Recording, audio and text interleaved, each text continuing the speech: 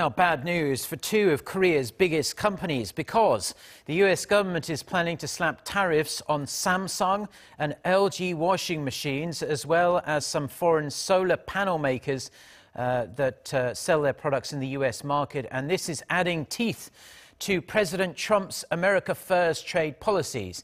The US Trade Representative's office says the US approved tariffs as high as 50% on imported washing machines.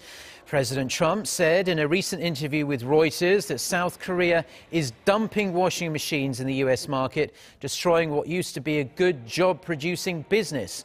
A 20% tariff will be applied on imports under 1.2 million units and 50% on all subsequent imports in the first year, with tariffs lowering in the next 2 years.